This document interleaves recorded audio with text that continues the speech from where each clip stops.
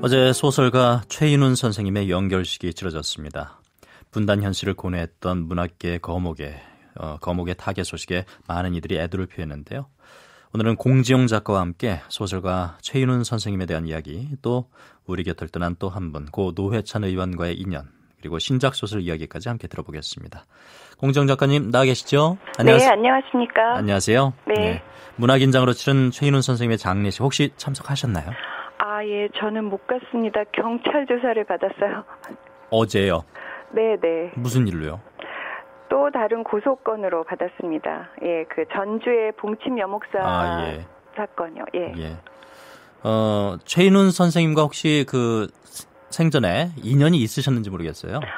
전혀 없습니다. 개인적으로는요. 예. 그분도 소위 문단이라는 말하자면 유흥의 자리에 거의 나오시지 않았고요. 그랬다고 하더라고요. 예, 저도 거의 나간 적이 없어서 오직 그냥 책으로만 제가 뵙고 기억하고 있습니다. 예.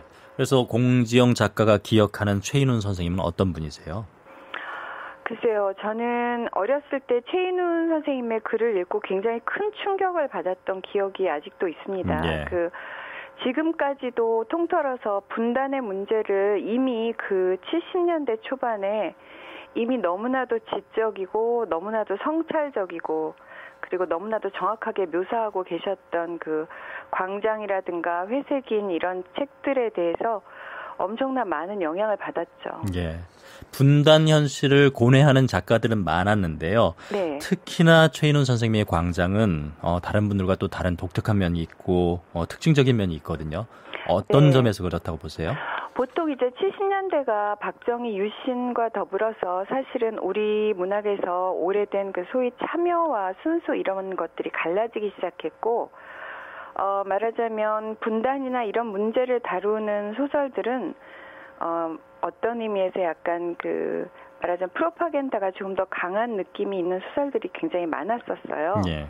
근데 제가 이제 80년대에 들어서 젊은 시절에 최은훈의 그 광장이라든가 회색인을 처음 장을 열었을 때 그 소위 말해서 우리가 분단을 다뤘다고 하는 그 광장의 첫 문장이 이렇게 시작합니다. 바다는 크레파스보다 진한 푸르고 육중한 비늘을 무겁게 뒤채면서 숨을 쉰다. 최인훈 선생 같은 경우는 첫 번째 문장을 생각하시기 위해서 몇 개월을 소비하신다고 일전에 인터뷰에서 말씀하신 적도 있고, 그러니까 아름답고 사색적인 그 어떤 책이 가지는 독특한 맛으로 그 분단의 문제에 접근했을 때 이 책이 가지는 폭발력이 엄청났었던 거죠. 저도 그런 것들을 보면서 우리가 중요한 문제를 이야기한다고 해서 사회 문제를 이야기한다고 해서 미학적인 측면을 결코 포기할 수 없다는 이런 여러 가지 예술의 문제들을 도전받았던 그런 기억이 납니다. 예. 광장과 밀실로 상징되는 남과 북. 양쪽에 다 환멸을 끼고 광장의 주인공 이명주는 결국 제3세계로 향하다가 몸을 던지거든요. 네. 이 결론에 대해서는 어떻게 생각하세요?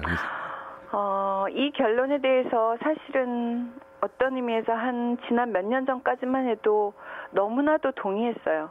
저 같은 경우라도, 그러니까 죽을 용기는 없겠지만 이렇게 할 수밖에 없지 않겠나. 그러니까 남과 북 모두가 정말 인간이 살아갈 수 없을 만큼 이념으로 서로를 괴롭히고 있던 이 현실에 대해서 그 이후로도 이 정도의 역작은 제가 찾아보기가 힘들었던 것 같아요. 강렬했죠. 네. 그런데 이렇게 너무 환멸을 느끼다 보면 염세주의에 빠질 수도 있잖아요. 혹시라도. 염세주의에 빠지진 않고요. 사실은 문학이라는 것이 그것을 다시 승화해내는 에너지를 갖고 있는 것이니까요. 맞습니다. 예.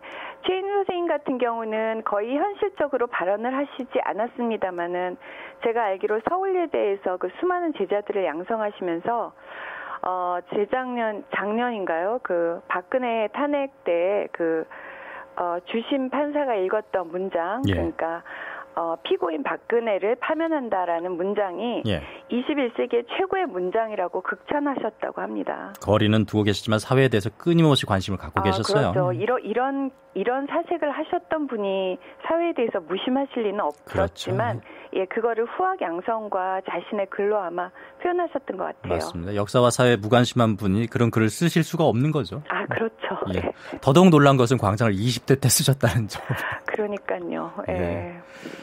문단 권력과 거리를 두고 사셨는데 공정 작가는 어떻게 생각하세요? 작가가 사회 참여를 적극적으로 하는 것과 또 그것을 좀 경계해야 된다거나 지향해야 된다거나 그런 생각이 뭐 좀 찬반 양론이 있는데 공정 작가님은 어떻게 생각하세요? 작가가 좀 사회 참여에 대해서. 문단 권력하고 사회 참여는 좀 다르죠. 예.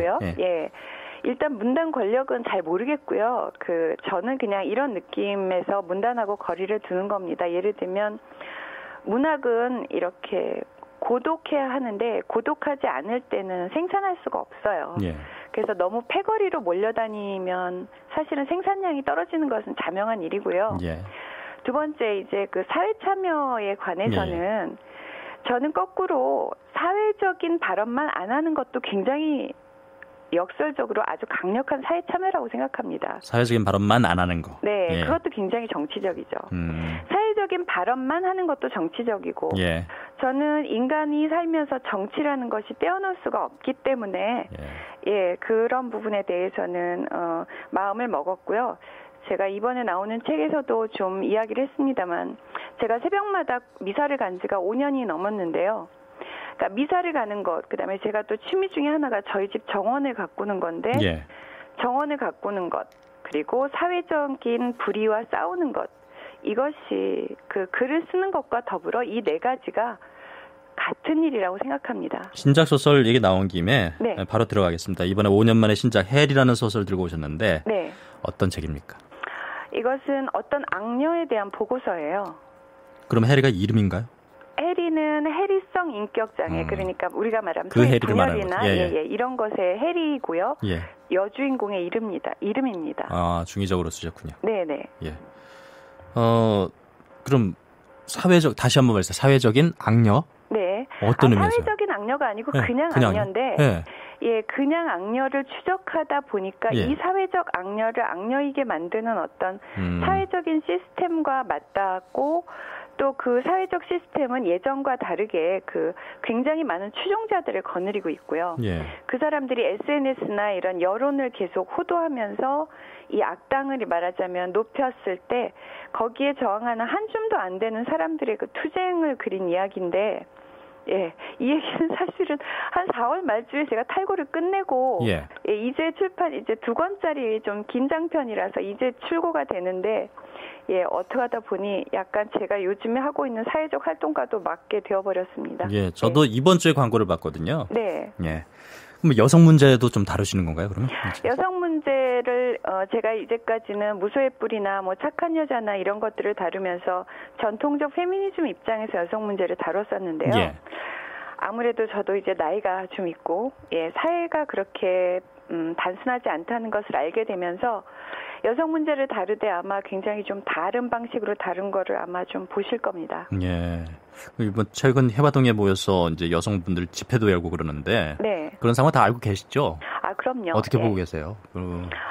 저는 깜짝 놀랐던 게 이제 저희가 거의 여성 문제를 대중적으로 이야기했던 첫 세대였는데 저희 딸이 딱 그 나이인데요. 우리 딸들이 겪는 현실이 이렇게 끔찍한 줄은 정말 저도 꿈에도 생각을 못했었어요. 그래서 그들이 가지는 그 분노는 분명히 어떤 방식으로든 사회적으로 분출되고 또 해결이 되어야 된다고 생각하고요. 다만 문재인 대통령의 말씀이 사실은 간디의 말씀을 빌었던 그 말씀이 되게 좋다고 생각하는데 평화로 가는 길은 없다. 평화가 길이다라는 것처럼 그러니까 여성의 인권은 전체 인권과 떨어져서 생각하는 것은 이미 길이 아닙니다. 가장 경계해야 되는 것이 괴물과 싸우다가 괴물이 되어버리거든요. 맞습니다. 그래서 괴물과 싸우면서 괴물을 위해서 기도해주는 마음이 없이는 우리가 가진 그 아름다운 점마저 다 잃게 된다는 것을 후배들한테 좀 안타깝게 제가 부탁하고 싶어요. 고 노회찬 의원과 인연이 있는 것으로 알고 있는데 혹시 고인 생전에 여성 문제 또는 한국에서 여성으로 살아간다는 것 이와 관련한 얘기를 나누신 혹시 기억이 있나요? 그런 문제는 나눈 적이 없고요. 예. 책이나 그다음에 제가 쌍용 자동차 그 르포를 냈을 때 예. 흔쾌히 지역구에서 그 아무도 해주시지 않았는데 지역구에서 북 콘서트를 열어주셨어요. 노회찬 의원. 네, 지역구에서. 그때 예. 저기 상계동 쪽에 예. 노원구에서 의원 나실 때 말씀하시는 건가요? 네, 그때 예. 아무도 그렇게 해주시지 않았거든요. 근데 흔쾌히 해주셨고 제가 또 책에 특별히 부탁을 하셔서 예. 제가 노회찬 의원 첫 책에 추천사를 써드렸었죠. 그때 제가 정치도 그리고 진보 정치도 이렇게 젊고 재미있게 할 수 있다는 노회찬 의원에 대해서 제가 극찬을 한번 드렸었고요. 예, 너무 가슴이 아픕니다. 소식 들으셨을 때 믿을 수가 없으셨을 것 같아요. 소리 지르면서 두 마디 했어요. 안 돼라고요. 너무 속상했어요. 가장 마지막으로 본 지가 언제죠? 마지막으로 뵀던 게 그 의자놀이 때로 하고 제가 그 이후로 거의 말하자면 사회활동에 바깥엔 나가지 않아가지고요. 예, 그때 뵙고 그때 같이 식사를 했을 때 오징어 섞어찌개인가 사주셨던 기억이 납니다. 워낙 다독가셔서 공정 작가의 책을 이미 많이 읽으셨을 것 같아요. 그때 대화 자리에서도 그런 얘기 하지 않으셨어요? 네, 많이 읽으셨어요. 다 읽으셨고 의자놀이에 대해서도 굉장히 많이 아이고 막상 또 말을 꺼내려니까. 너무 큰 충격이었습니다. 월요일 오전에 이 소식 전해지고 많은 분들이 진짜 귀를 의심했었는데요. 네, 다시는 이런 일이 없어야 될 것 같아요. 다시는요. 공지영 작가님이 그러니까 최초로 보신 적 노회찬 의원님을 가장 먼저 뵀을 때가 그러면 그 도서 출판 기념회 그때 제가 추천사 써드리면서 고맙다고 하셔가지고 만나서 한번 밥을 먹었던 것 같아요. 근데 생각보다 사석에서 많이 안 웃기시더라고요. 그렇다면서요? 예, 그래서 되게 과묵하셨고 그래서 제가 약간 뭐지 이렇게 생각했는데 생각해 보니까 사람의 에너지라는 게 유한해서 아마 근데 소위 말하자면 엘리트 출신이시잖아요. 누구보다도 엘리트였지만 누구보다 대중적인 서민적인 분이셨죠. 그렇게 유머를 구사하시는 분은 전 처음 봤어요. 엘리트들이 보통 보면 되게 굳어져 갖고 유머를 잘 구사 못 하시거든요. 이분은 누구보다도 겸손했기 때문에 그런 유머가 가능하셨던 것 같아요. 노회찬 의원의 죽음을 두고 네이버 방지법을 촉구한다는 SNS를 올리시기도 했다고요? 좀 설명 좀 해주세요. 그러니까 지금 드루킹 사건도 그렇고요. 소위 댓글 부대라는 것이 양산되는 이유가 이게 포탈이 그러니까 권력적으로 말하자면 이 댓글을 갖다 점유하고 있음으로써 그러니까 몇 개 안 되는 포탈에 있는 말하자면 댓글의 동향이 마치 전 국민의 여론을 왔다 갔다 하는 것처럼 호도되고 있는 부분. 이 네이버 댓글 때문에 사실은 얼마나 많은 사람이 죽었습니까? 지금도 상처를 입히고 있고요. 저도 수도 없이 자살 충동을 느꼈던 적이 있었고요. 저희 아이가 정신과 치료까지 받았어요. 댓글 때문에.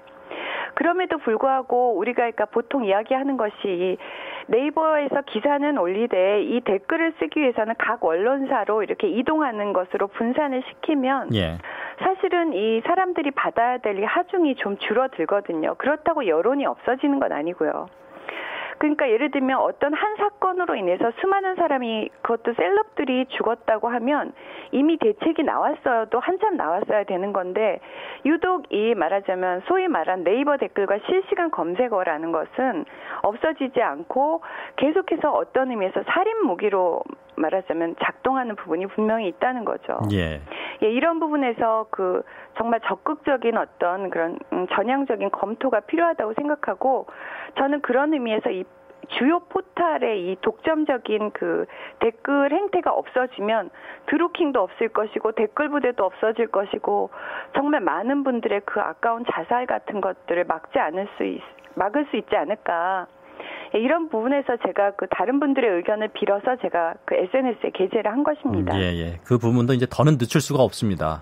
너무 많이 돌아가셨고 또 앞으로도 이거 굉장히 심할 거예요. 저 같은 경우도 실제로 엄청난 자살 충동을 느꼈었어요. 댓글 피하면은 할 말 많으시잖아요. 다시 신작 얘기로 들어와서 이 해리라는 책이 어떤 분들에게 좀 특히 더 많이 읽혔으면 좋을까요? 그동안 사실은 제가 이렇게 저조차도 독자 입장에서 별로 재밌는 소설이 없었는데요. 아니, 재밌어요. 왜 그렇게 재밌는 하셨어요? 소설을 읽어주세요. 뭐 소설은 사실은 예술의 한 장르이고 이렇기 때문에 너무 다큐로 가면 재미가 없는데 예. 어쨌든 먼저 읽어보신 분들이 무지하게 재밌다고 하니까 제가 좀 마음이 놓였습니다. 예. 신작 소설 해리 또 많은 분들에게 각광받고 많이 널리 읽히기를 또 바라겠습니다. 아유, 감사합니다. 예, 오늘 말씀 잘 들었습니다. 네. 소설가 공지영 작가와 함께했습니다.